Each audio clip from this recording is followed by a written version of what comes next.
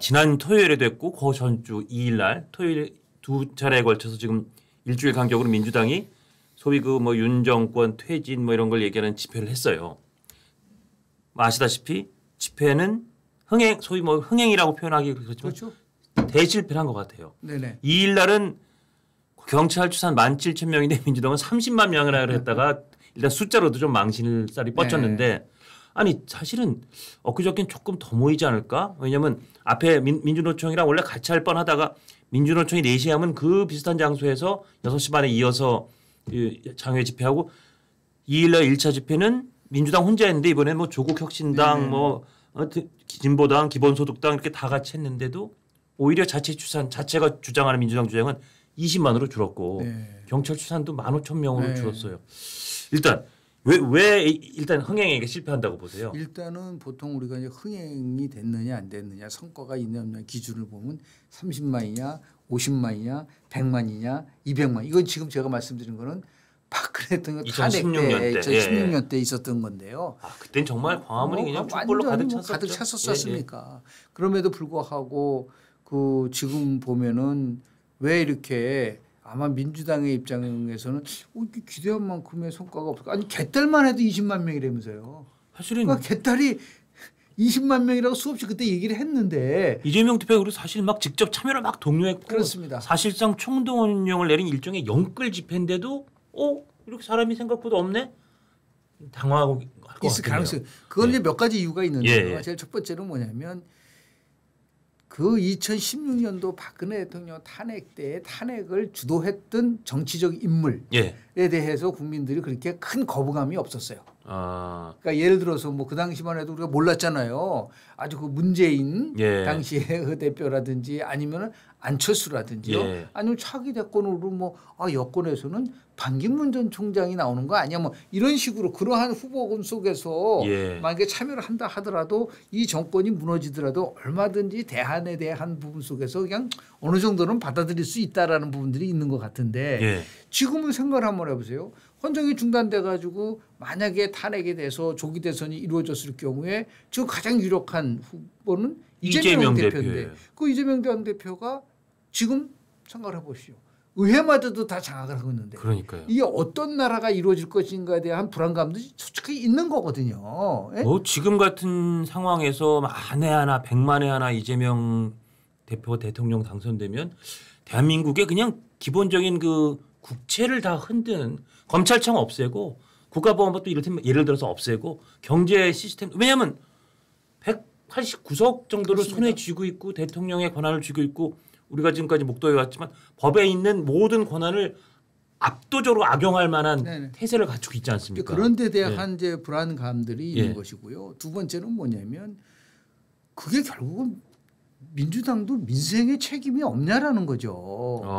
처음부터 끝까지 계속해서 뭐 김건희 얘기하고 돌아가서 윤석열 탄핵 얘기하고 명태균 게이트 얘기만 했지. 결국 그게 다 이재명 피고인의 방탄과 다 연결되어 있는 거고 일당 폭주를 하고 있는 거고요. 그런 것에 대해서 이제 뭐 적극적 지지층들이야 참여할지는 모르겠지만 중산층 또는 중도층이라든지 이러한 분들이 봤을 때는 이건 아니지라고 하는 그런 심리적인 게 있는 거죠. 대통령이 지금 국정을 잘하고 있느냐 그러면 그건 아닌 것 같아요. 라고 대답하는 사람이 많이 생겼지만 그 사람들이 그러면 이재명 대표가 대통령 되는 거 어때요? 그건 또 아니죠. 그렇습니다. 그러니까 그런 이쪽도 저쪽도 아닌 중앙의 중도 내지는 유보적인 그 시민들의 층이 굉장히 두터워졌다고 그렇습니다. 보면 되겠네요. 왜냐하면 양극화라는 것 속에서도 지금 보면은 이제 우리가 3, 4, 3의 구도를 보통 많이 얘기를 하거든요. 30은 진보, 40은 중도 30은 보수인데 그 30, 30성을 또 반으로 쪼개면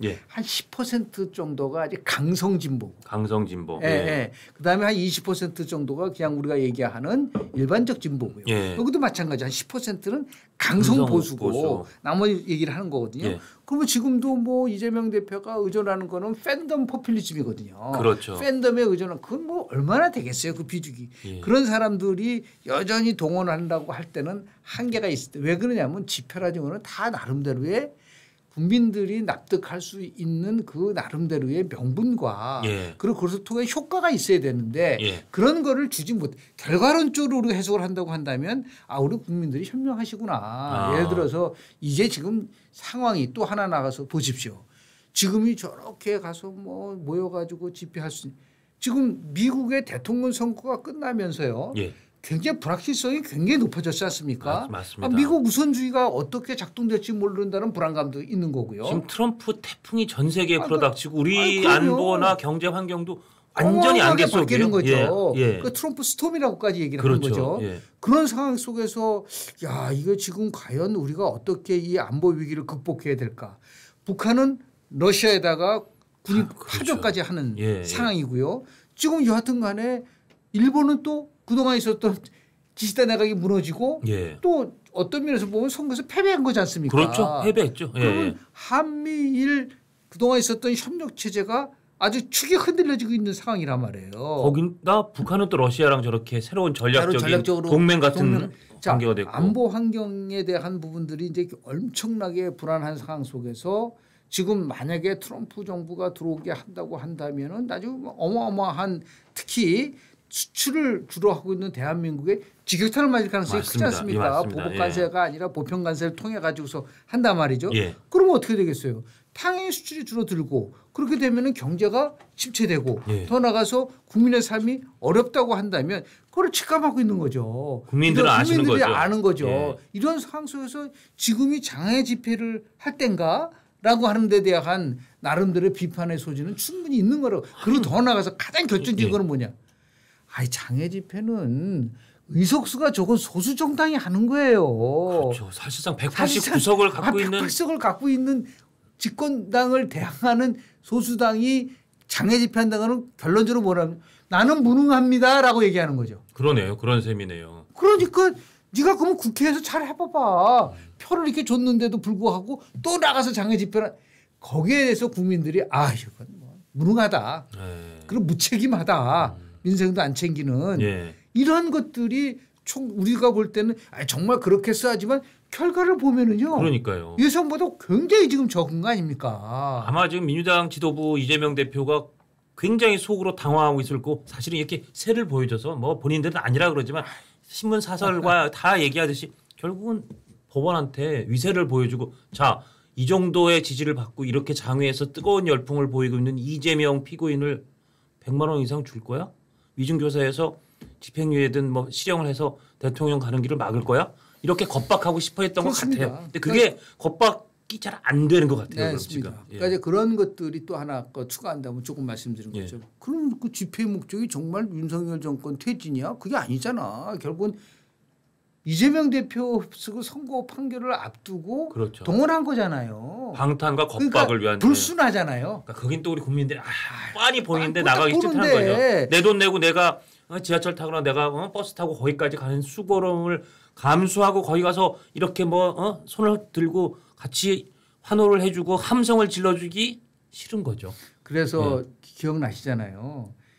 2017년도 우리 이제 대통령 선거 치러지고 그러고 나서 문재인 정부가 들어왔는데 완전히 국민들이 봤을 때는 저렇게 무능할 수가 있고 위선인가 해서 화가 났잖아요. 정말 화가 많이 났죠. 조국이를 임명을 하니까 내로남불의 대명사인 조국을 임명하니까 지금 기억나실 거예요. 광화문에 모였었던 그 인파를 한번 보세요. 맞습니다. 그때 거의 한 100만 정도 모였다고 했는데 그때 보면은요. 동원된 게 아니에요. 자발적으로 한 사람들이 주변에 너무 많았어요. 맞습니다. 왜냐하면 이 문재인 정권의 실정에 대해서 뭔가 심판하고 조국이를 법무부 장관으로 만든 이것에 대해서 우리가 응징해야 된다. 전부 다 그걸 보수가 동원해서 했다고 될 수가 없습니다. 맞습니다.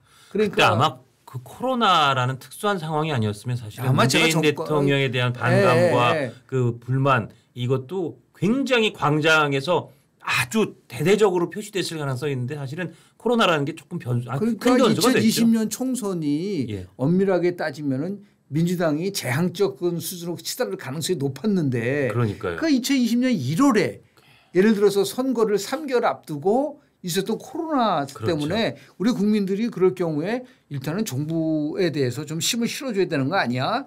불안감이 있기 때문에 그래서 결국은 기사에서 한 거예요. 또 뭐 코로나 지원금도 어떻게 보면 효과도 있었다는 뭐 그런 분석도 나오고요. 그 결론은 뭐냐면 과연 민주당의 이런 장애 집회가 또 한다는 거 아니겠습니까? 16일 날 이런 것들이 지금 저희들이 얘기했었던 그런 부분에 대해서 냉정하게 판단하고 빨리 국회로 돌아가 가지고 그냥 돌아가는 게 아니라 뭔가 이런 정체 우리가 좀 위기 상황 속에서 초당적으로 대처할 수 있는 길은 무엇인가. 그러니까요. 이런 것도 같이 제안을 하면서 나름대로 뭐 투쟁을 해야지. 그렇지 않는다고 한다면은 민주당도 뭐 저는 미래가 이렇게 밝지 않다라는 얘기를 하고 싶습니다. 꼭 이게 이재명의 민주당은 그렇다는 말씀. 이재명의 민주당.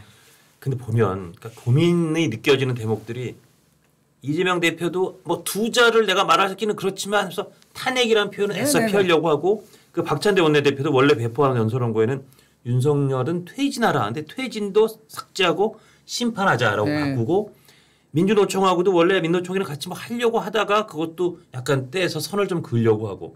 그러니까 이게 지금 이 상황이 탄핵을 언급하거나 퇴진을 언급하거나 민노총 등과 함께 아주 대대적으로 손잡는 거는 조금 약간 조심스러워해요. 그렇죠. 왜냐하면요. 탄핵이라는 거는 이유가 됐든 간에 노무현 대통령 탄핵 판결문을 가서 한번 읽어보라 그러세요. 그때는 이제 우리 열린우리당을 정말 많이 도와주세요라는 그 말 하나로 인해서 저것에서 선거에 개입했다고 해서 탄핵을 당한 건데 그때 그 판결문의 가장 핵심적인 요지가 뭐죠? 탄핵을 하려면 아주 중대한 헌법이나 법률 위반이 있어야 된다는 게 그게 핵심이에요. 근데 이게 지금 대통령이 묻어낸다 했다고 탄핵할 수는 없는 거죠. 그렇죠. 그런 것들을 이제 인식을 할 수밖에 없는 것이고요. 또 두 번째는 지금 보면은 대통령을 심판하자. 심판해서 총선에서 이겼다면서요. 그렇죠. 의석 다 양손에 그득 들고 있잖아요. 그런데 뭘 또 그 심판은 2026년도 지방선거를 앞두고 심판을 한다든지 2027년도 대통령 선거 앞두고 심판하면 되지 지금이 2024년도 아닙니까? 그렇죠. 그러니까 심판한다는 것에 대한 것도 완화듣는 거예요. 그렇지 않습니까? 그러니까 이게 보면 사실은 민주당에 있는 사람들도 다 정치 오래 한 사람들이 정치 전략들이 다 머리에 들어있을 텐데 지금은 이런 타이밍이 아니라고 생각할 텐데 이 모든 게 다 이재명 대표, 이재명 피고인의 선고와 그걸 어떻게든 막아내야 된다는 방탄 이것 때문에 다 스텝이 꼬이는 것 같아요. 뭐 옛날에 우리 이런 표현을 쓰면 싫어할지 모르지만은 문혁 때 문화혁명 때 그 다 홍위병들이 있었었지 않습니까? 완장 차고 오로지 그냥 그 마오쩌둥 주석을 위해서 날뛰었던 아큐정전 이렇게 나오는 뭐 그런 어마어마한 중국이라는 나라에 있어서의 비극적인 그런 시절이었었지 않습니까?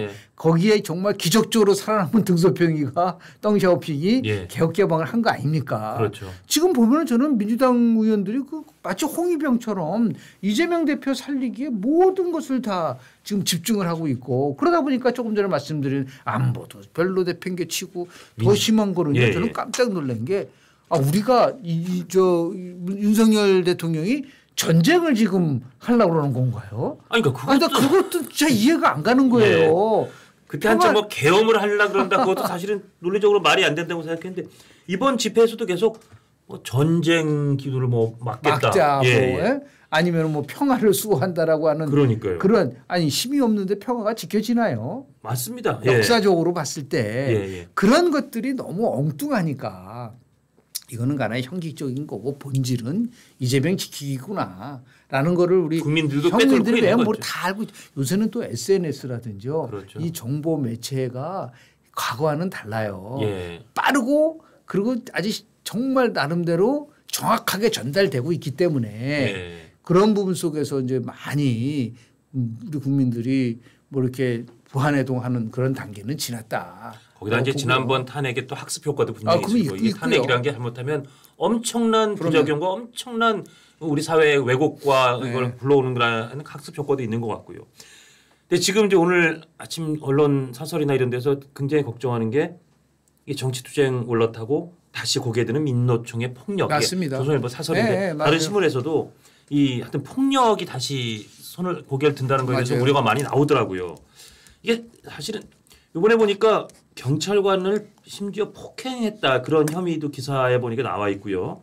그래서 11명을 공무집행 방해 등 혐의로 현행범 체포해서 조사 중이라고 하는데 하여튼 뭐 철제 펜스를 든 경찰을 밀고 그 허가받지 않은 대로 막 집회를 옮기려고 하고 네. 또 뭐 다른 도로를 막 전차로를 점거하려고 하고 경찰 차도 뭐 손으로 치고 뭐 이런 경찰관을 폭행하고 이 폭력 조짐이 다시 사실 많이 그동안 좀 됐습니다. 사그라들어서 다행이다 싶었는데 다시 이런 폭력 조짐이 생기는 건 어떻게 보세요?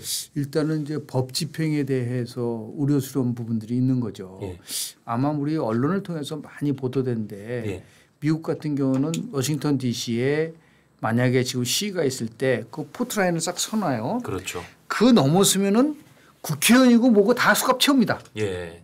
그거 많이 보셨잖아요. 예, 지금 이제 예, 사설 예. 그 제목이 나가고 있습니다. 그렇습니까? 예, 예. 그런데 지금 우리는 마치 예. 민노총이나 정치권에 있는 사람들은 집회를 하더라도 위배해도 된다라고 하는 이상한 의식을 갖고 있는 것 같아요. 예. 이 부분에 대해서는 국민들이 엄중하게 나름대로 비판해야 된다고 봅니다. 예. 정치권만 언론만이 아니라 우리 깨어있는 시민들이 저거는 안 되지 않느냐라고 얘기한 민노총이 과거에는 국회 단뼈까지도 넘어서 이렇게 간 적이 있었어요. 예, 그렇죠, 그렇죠. 그리고 또 이제 문재인 정부 때 다 유야무야. 왜냐하면은 민노총이 오죽하면은 대선 승리 청구서를 내놨다. 그런 말도 있었죠. 예. 탄핵이라든지 문재인 대통령 만드는데 우리가 1등 공신인데 어딜 감히 우리 민노총을 건드려 이런 것들. 예. 그리고 자신들의 노동 환경을 개선하기 위해서 아니 파업하고 이해가 가요. 예. 그 법으로 보장된 거예요. 예. 근데 벼랑간 뭐 주한미군 전술라든지 그렇죠. 지금 같은 식의 이런 것이 민노총들이 기본적인 그 조직의 원칙과 맞나요? 맞습니다. 예. 이런 것들을 뭔가 준엄하게 우리가 꾸짖고 그 부분에 대해서 다시는 이런 일들이 벌어질 수 없도록 엄격한 법 집행을 해야죠. 오늘 그 기사와 사설 보면은 이렇게 폭력이 다시 고개를 드는 거에 대한 우려, 그다음에 예, 조선일보 단독 기사인 것 같습니다만 국가보안법 사범이 5년 새 4배로 늘어난 네. 경찰 수사에서 하는 것도 많이 늘어난 이런 부분. 그리고 계속 앞으로 집회가 예고돼 있으니까 한동훈 대표도 이제 이런 SNS를 썼더라고요. 왜 아름다운 서울의 주말에 저런 판사법박 무력 시위로 인해 차 막히고 짜증나는 상황이 반복돼야 하나. 서울 시민들께 아름다운 서울을 되돌려 드리자 이런 얘기도 쓰고 했어요. 그렇습니다. 일단 이 뭐 국가보안법 사범이 확 늘어난 것도 사실은 이게 이제 우리가 좀 무뎌져서 그렇지 굉장히 걱정스러운 대목 문재인 아닙니까? 정부 때 만드는 하나의 나쁜 효과잖아요. 예. 국정원에서 대공수사권을 어떻게 없애버리고 그걸 경찰에다 갖다 놓으니까 예. 이런 거라든지 더 나가서 지금 이제 검찰에 대해서 완전히 무시하고 경찰이 주도해 나가서 갖게끔 만든 거라든지 검수완박이라든지 예. 예. 이런 것이 어떤 결과를 가져오는지에 대해서 다 나올 수 있고 또 하나죠. 우리나라 법이 참 황당한 게 이 간첩죄를 북한에만 적용한다는 게 말이 되나요? 아니 그러니까 그런 구멍이 뚫렸을 거라고는 몰랐었죠. 예. 설마 했는데. 근데 지금 중요한 기술이라든지 포함해서 우리가 소중한 정보를 다 해외로 특히 중국 같은 데다가 빼돌리면 근데 중국은 뭐라 그랬었죠? 삼성전자 출신을 아주 간첩죄로 체포했지 않습니까? 구금하고 있습니다. 예. 대한민국은 뭐냐 도대체. 그러니까 그 법은 이건 여야 넘어서 빨리 고쳐야 되는 거 아닌가요? 그렇습니다. 이런 것들이 가능하게 됐었던 이유는 뭐냐면 바로 문재인 정부 때 친북, 종북 세력들이 권력을 장악하면서 여러 가지 각종의 아주 회계망측한 그렇죠. 법들이 만들어졌기 때문에 나온 현상이라고밖에 해석이 안 된다는 거죠. 그렇죠. 그러니까 이런 내용들을 빨리 일단 장외 집회는 흥행 실패했으니까 이제 대강 손 떼고 189석을 준 국민들이 그 장외 집회 안 나가겠다 이미 2번이나 선언한 거 아니에요? 그렇습니다. 그러면 무능한 거라고 제가 말씀드리잖아요. 예. 그건 무능한 거라고. 그 더 나가서 국민들에 대한 배신이라니까요. 그렇죠. 국민의 대표 기관을 갖고 저렇게 의회 권력을 갖고 있는 사람들이 장외 집회 나가서 한다는 게 이해가 되나요? 맞습니다. 전혀 말도 안 되는 거죠. 그런 의미에서 봤을 때 한마디로 정상적인 길을 있는데도 불구하고 저렇게 비정상으로 가는 이유가 뭐냐면 잘못된 길을 가니까 이재명 살리기라고 하는 잘못된 길로 가니까 끊임없이 수렁으로 빠져나가는 거예요. 그렇죠. 예. 그러니까 다시 보고 그러니까 김부겸 전 총리도 비판을 하잖아요. 맞습니다. 민주당이 예. 너무 맞습니다. 예. 가격화뿐만 아니라 민생과 멀어지고 있다라고 얘기하는 부분들. 예. 그런 의미에서 보면은 김동연 지사도 예. 본인이 만약에 대권을 바라본다고 한다면 현재 이재명의 민주당에 있어서 잘못된 거는 얘기를 해야죠. 조금씩 이제 뭐 다른 목소리를 내고 있는 것 같긴 그거 한데 가지고는 안 되는 더 거예요. 강하게 내야 된다. 더 강하게 얘기를 해서 민주당이 뭔가 변화돼야 된다. 그러니까 변화와 쇄신은요. 예. 솔직한 얘기로 여당만이 아니라 야당도 예. 변화와 쇄신의 그 길로 가지 않으면 저는 이제 걱정스러운 게 뭐냐면 이제 판결이 나오면 예. 더 심화될 것 같아요. 장애 집회가. 그러니까요. 만약에 판결이 지금 우리 그 상식적인 국민들의 예상대로 뭐 선거법도 이를테면 한 3,400만 원, 4,500만 원에서 너끈하게 그렇습니다. 배지 떨어지고 출마길 막히고 434억 토해내는 판결. 위증교사도 이를테면 징역 1년 정도가 나와서 너끈하게 그것만으로도 판결 배지 떨어지고 대통령 출마길 막히는 이런 판결이 만약에 나온다면 그때 정말 뭐 법 한사를 탄핵한다 그럴 수도 있고 장외 집회를 더 세게 할 수도 있죠. 그래서 이제 그렇게 될 경우에 지금 말씀하신 그런 식의 선고가 나온다 한다면 예. 제가 뭐 아주 법조계 쪽에서 뭐 전문가는 아니지만 그 판결은 대법원까지 내릴 때 1년이 걸리지 않습니다. 그렇죠. 왜냐하면 예. 그건 그게 간단한 거잖아요. 예. 예. 그러니까 특히 1심에 많은 증인들이 나왔었고 예. 또 2심에 또 부르지는 않거든요. 아마 그러니까 또 뭐 시간 끌려고 하겠지만 그렇지만 항소심 재판은 그건 딱딱 좀 제대로 해야죠. 그리고 선거법의 세상에 김문기 모른다에 25명 증인 저 국토부 협박받을 때 25명 증인 이렇게 증인을 많이 부른 선거법 재판이 어디 있습니까? 없죠. 그렇기 때문에 이제 2심에서는 부를 사람도 없어요. 예. 그러면은 제가 볼 때는 최대로 끌어봤자 1년이다. 그러면 이게 지금 2024년도 11월이기 때문에 내년도 11월 전에는 대법원 판결까지 나오면 예. 지금 얘기하는 벼랑간 또 뭐까지 나오냐면요. 이제 2년 임기 단축이라는 말을 막 쓰기 시작해요. 예. 그러니까 이제 결승선을 더 당겨야 되는 거죠. 앞당겨야 되니까 예. 그러한 집회를 아마 끊임없이 만약에 그 판결이 자기한테 불리하게 나오면은 그런 집회는 안 모일 거예요. 그렇습니다. 안 모일 겁니다.